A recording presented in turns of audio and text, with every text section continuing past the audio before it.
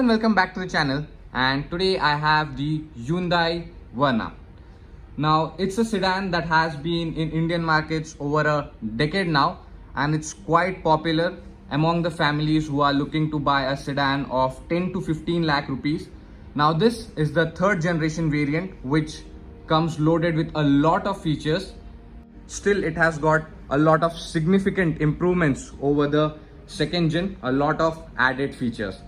Now this car belongs to the C segment sedan category. That means it competes with the likes of Honda City and the Maruti CS.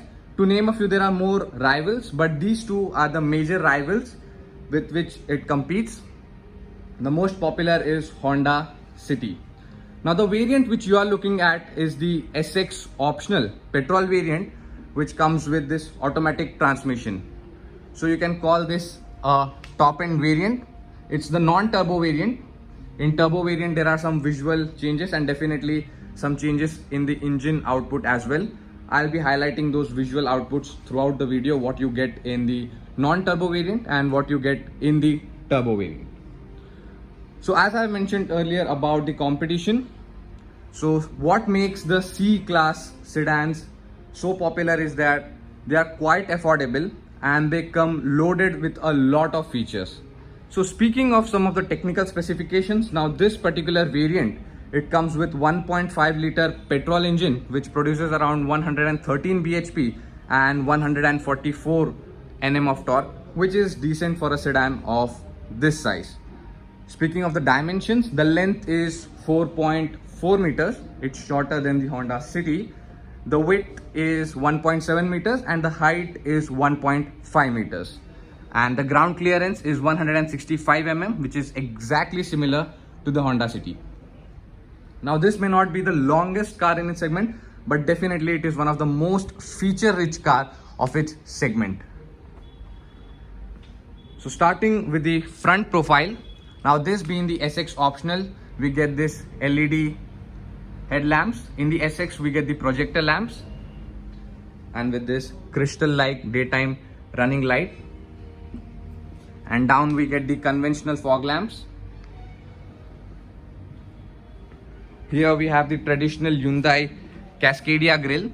Now this being the non-turbo line, we have this chrome treatment, but if you opt for the turbo variant, we get all blacked out grille instead of the chrome finishing. And down below even we have the chrome garnishing going on the front splitter. So the headlights look really good. And here we have some fake air intakes sort of things which are not functional.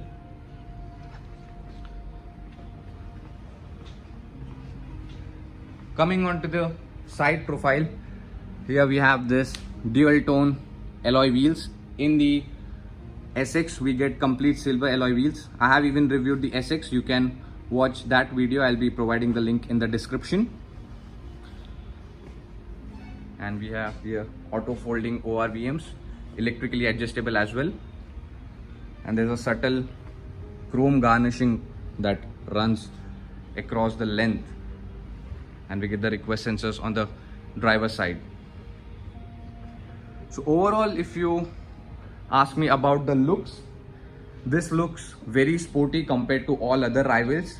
Honda City is a bit of a premium category look, like it looks like an executive sedan, but this one looks like a fun and sporty sedan. Here we have the sunroof. Now this being the SX optional, we get the sunroof. Even in the SX you have the sunroof, shark fin antenna. Coming on to the rear, now the rear is also a bit changed. Overall the structure of the tail lamps are same, but the internal lighting system has been changed significantly. Now we have this all LED with this beautiful LED bar running across the tail lamps, and they have added some of the fake intakes. And down below we get this chrome garnishing. They have made it to look like exhaust, but they are not exhaust we get down below, and there are some small diffusers. Here we get rear camera. So this is how the complete rear profile looks like. If I just open the boot and show you, it's an manual release. So here we have 440 liters of boot space, which is really quite big. And even the compartment opening, if you just look at the overall opening, it is better to load in and out the luggage. You will have no issues as such over there.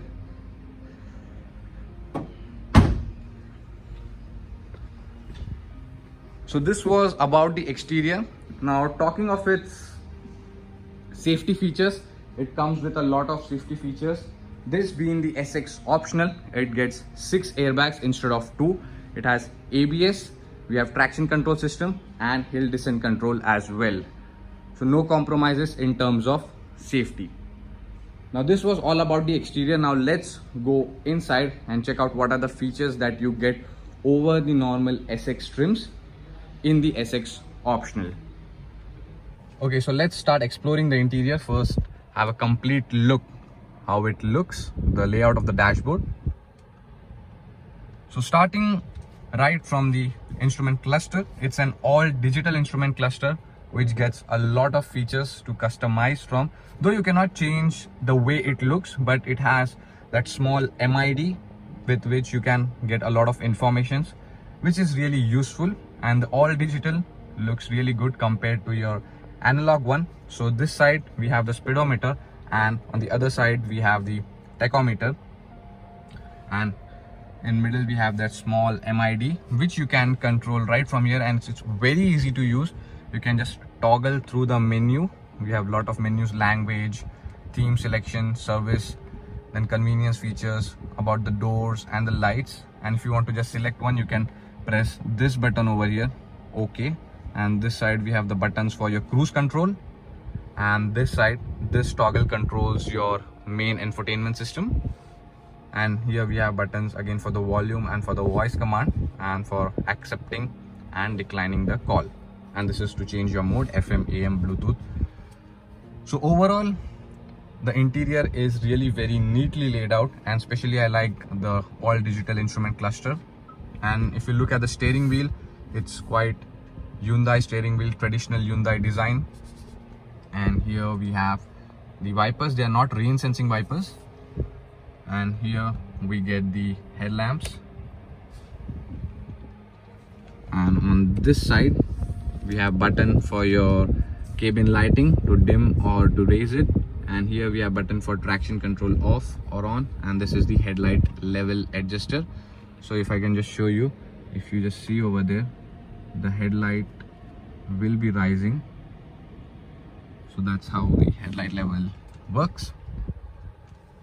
Coming on to the center stage, the main thing of the interior is this infotainment system, which supports Android Auto and Apple CarPlay. Now it gets connected Hyundai feature that is called the Blue Link.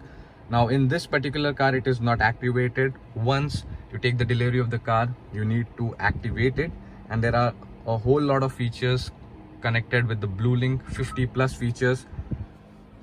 You get a mobile app through which you can control various sorts of features that you get with this infotainment system. So if you can just show you a bit, a lot of things: driving information, maps, a radio, clock. So basically it's a pretty neatly integrated system.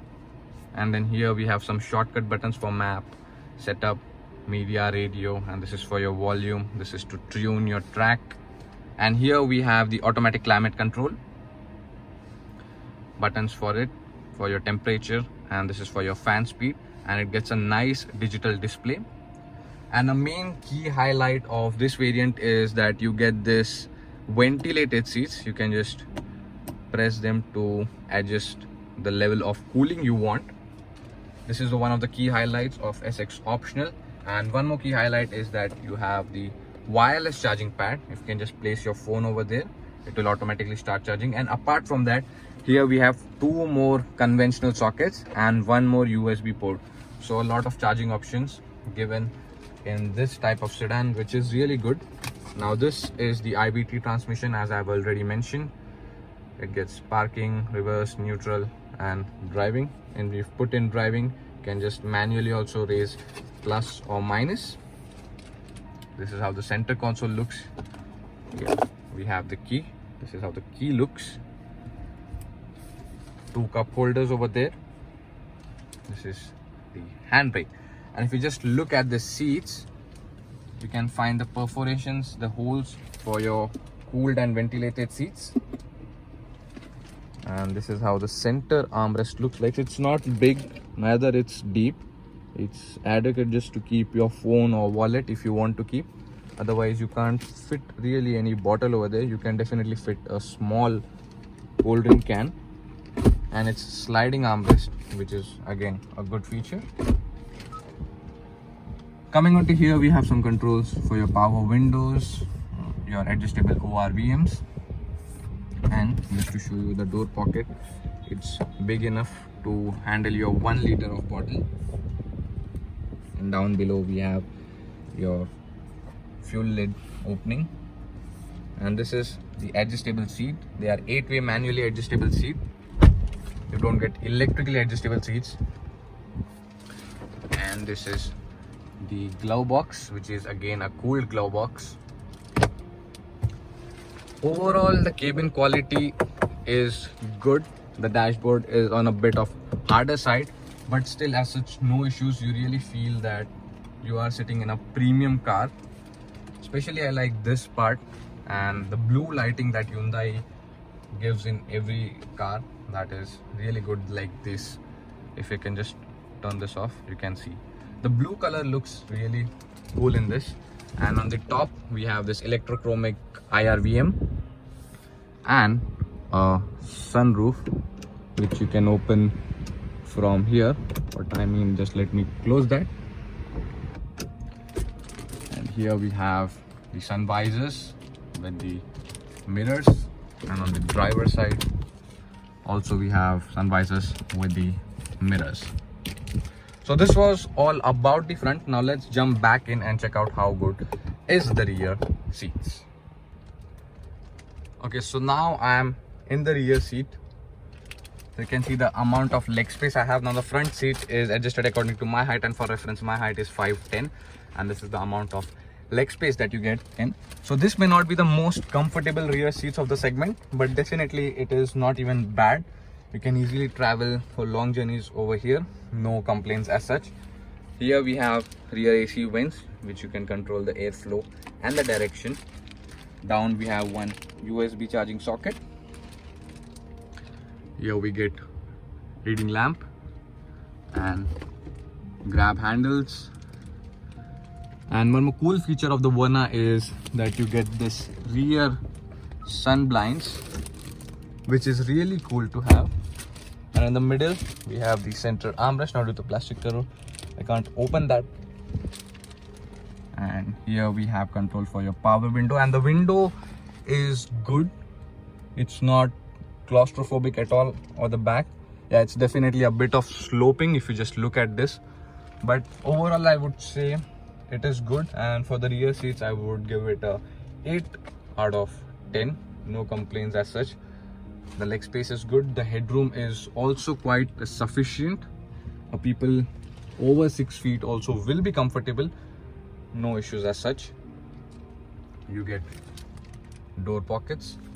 You can easily fit a bottle of 500 ml in the rear. In the front you can fit up to 1 liter. Rear is a bit small, the door pockets. So this was all about the rear. Now let's go out and let me share my final verdict. So this was my complete detailed review about the 2021 Hyundai Verna. Now what's my final verdict on it? If you are looking for a sedan of 15 lakhs or 10 to 15 lakh, there are a lot of variants also in Verna. You can choose from a wide variety of range according to your needs. Now the pricing I'll be putting in the description box. So should you go for Verna or should you go for any of its rivals? So as I was telling, if you're looking for a car of 10 to 15 lakhs which comes with adequate amount of features, which is fun to drive and looks sporty and cool, then I guess Verna is for you. The rear space is bit less, no doubt in that, but it's not even bad. You will be comfortable. Compared to rivals, the rear space is bit less, but as such, as I have clearly stated, it's not a big issue. So yes, Verna is a good car to go for according to your needs, what I have told throughout the video. If you're looking for particular points, then you can definitely go for Verna. As always, thanks for watching. Thanks for your support. Wear your seatbelts and drive safe. Thank you.